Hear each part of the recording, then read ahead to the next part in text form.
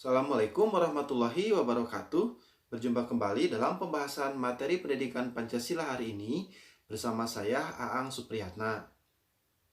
Pada kesempatan kali ini kita akan membahas mengenai review materi pendidikan Pancasila dari pertemuan 9 sampai dengan pertemuan 15 dan kisi-kisi untuk menghadapi ujian akhir semester. Adapun tema materi yang sudah kita bahas dari pertemuan 9 sampai dengan 15 adalah 9. Pancasila sebagai ideologi negara. 10. Perbandingan ideologi Pancasila dengan ideologi lainnya. 11. Dinamika dan tantangan Pancasila sebagai ideologi negara. 12. Pancasila sebagai sistem etika. 13. Dinamika dan tantangan Pancasila sebagai sistem etika. 14. Pancasila sebagai dasar nilai dalam pengembangan ilmu. Dan 15. Dinamika Pancasila sebagai dasar nilai dalam pengembangan ilmu.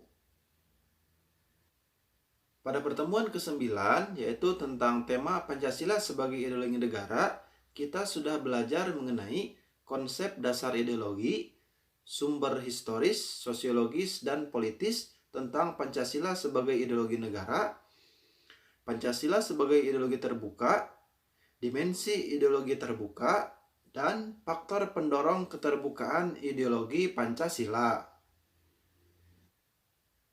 Pada pertemuan ke-10 dengan tema perbandingan ideologi Pancasila dengan ideologi lainnya, kita sudah membahas mengenai perbandingan ideologi Pancasila dengan ideologi liberalisme dan komunisme, perbandingan ideologi Pancasila dengan ideologi lain dari sudut pandang sumber, dasar, negara, dan agama, serta perbandingan ideologi Pancasila dengan ideologi lain dari sudut pandang politik, hukum, ekonomi, dan agama.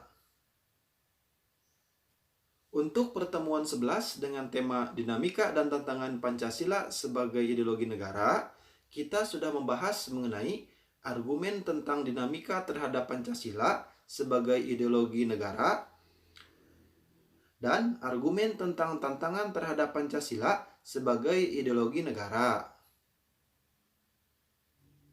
Selanjutnya, pada pertemuan ke-12 dengan tema Pancasila sebagai sistem etika, kita sudah membahas materi mengenai pengertian, aliran, dan etika Pancasila, urgensi Pancasila sebagai sistem etika, dan sumber historis, sosiologis, dan politis tentang Pancasila sebagai sistem etika. Kemudian, pada pertemuan ke-13 dengan tema dinamika dan tantangan Pancasila sebagai sistem etika, kita sudah membahas mengenai argumen tentang dinamika Pancasila sebagai sistem etika, dinamika Pancasila sebagai sistem etika pada masa Orde Lama, Orde Baru, dan Orde Reformasi, argumen tentang tantangan Pancasila sebagai sistem etika, dan tantangan Pancasila sebagai sistem etika masa Orde Lama, Orde Baru, dan Orde Reformasi. Selanjutnya, pada pertemuan ke-14 dengan tema materi Pancasila sebagai dasar nilai dalam pengembangan ilmu, kita sudah membahas mengenai konsep dan urgensi Pancasila sebagai dasar nilai dalam pengembangan ilmu, dan sumber historis, yuridis, sosiologis, dan politis Pancasila sebagai dasar nilai dalam pengembangan ilmu. Terakhir, pada pertemuan ke-15 dengan tema dinamika Pancasila sebagai dasar nilai dalam pengembangan ilmu, kita sudah membahas mengenai materi dinamika Pancasila sebagai dasar nilai pengembangan ilmu dan tantangan Pancasila sebagai dasar nilai dalam pengembangan ilmu.